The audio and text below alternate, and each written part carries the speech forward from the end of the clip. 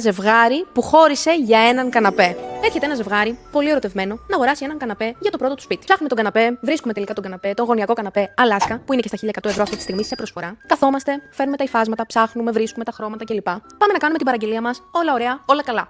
Αφού ήταν έτοιμος ο καναπές, πάμε να κανονίσουμε την παράδοση, οπότε παίρναμε τηλέφωνα και εκεί βαράνε τα καμπανάκια. Παίρναμε τηλέφωνο την κυρία Ελένη και μας έλεγε: Δεν θα ενοχλείτε εμένα, πάρτε τηλέφωνο τον κύριο Γιώργο. Παίρναμε τηλέφωνο τον κύριο Γιώργο, δεν θα ενοχλείτε εμένα, πάρτε τηλέφωνο την κυρία Ελένη. Και προσπαθούσαμε να καταλάβουμε γιατί κανείς δεν θέλει να παραλάβει τον καναπέ. Προφανώς τα ονόματα δεν είναι τα κανονικά ονόματα, είναι τυχαία.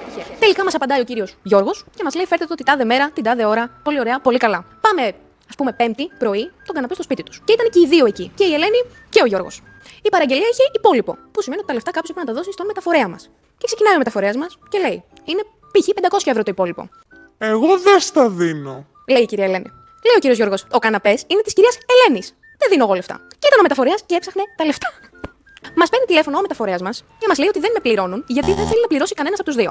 Εγώ και ο συναδελφός μου σκεφτήκαμε ότι κάτι είχε γίνει λάθος με τον καναπέ ή οτιδήποτε. Και τους παίρνουμε τηλέφωνο και τους λέμε: Υπάρχει κάποιο πρόβλημα που δεν πληρώνεται. Και ξεκινάει πάλι με τον κύριο Γιώργο, μιλούσαμε εμείς. Και ξεκινάει ο κύριος Γιώργος και μας λέει ότι ο καναπές δεν είναι δικός μου, αλλά είναι της κυρίας Ελένης. Και παίρνουμε την κυρία Ελένη που ήταν στο ίδιο σπίτι και μας λέει ότι δεν είναι δικός μου καναπές, αλλά είναι του κύριου Γιώργου. Και ξεκινάμε και λέμε στο μεταφορέα: Μάζεψε το, πάρ το πίσω. Τη στιγμή που πάει να το μαζέψει ο μεταφορέας, ξαφνικά βρίσκονται τα 500-600 ευρώ, τα δίνουν στον μεταφορέα, φεύγει ο μεταφορέας, όλα καλά, παραδόθηκε ο καναπές. Μετά από ένα μήνα μας παίρνει τηλέφωνο ο δικηγόρος, λέγοντάς μας ότι θέλει να κοπεί ο καναπές στην απόδειξη του κυρίου Γιώργου για να διεκδικήσει το καναπέ στο διαζύγιο. Την επόμενη μέρα μας παίρνει δικηγόρος της κυρίας Ελένης, ζητώντας απόδειξη στο όνομά της για να διεκδικήσει εκείνη τον καναπέ.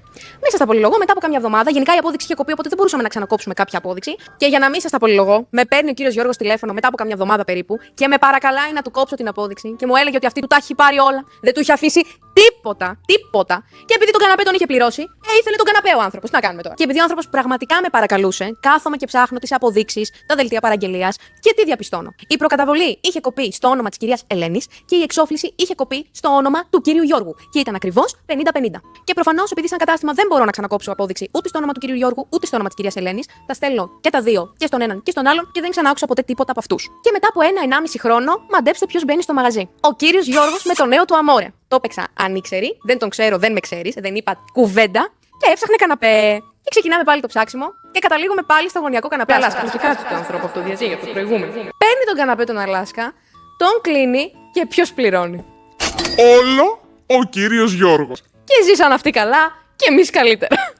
Εάν σας άρεσε, κάντε μας ένα like και γράψτε μας από κάτω αν θέλετε να συνεχίσουμε τη στήλη Storytimes, γιατί έχουμε πάρα πολλά τέτοια.